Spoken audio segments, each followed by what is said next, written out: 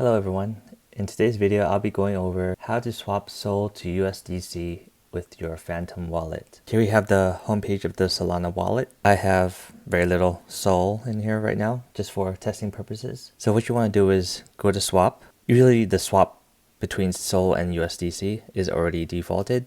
So you just import whatever amount you want that you want to swap into USDC, and then I don't have enough funds, let's say, and then you would review the order and then click swap.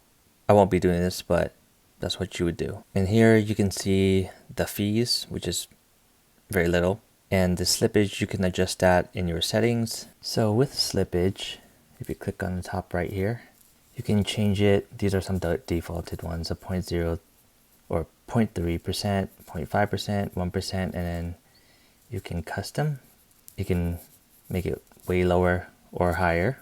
This is basically your transaction will fail if the price changes more than the slippage.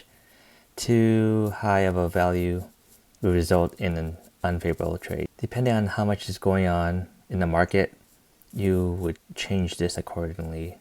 But with the swap from SOL to USDC, you can have it as the 0.3, which is what I use, and you would just swap. So that is how you swap SOL to USDC. Thank you, and see you in the next video. Take care.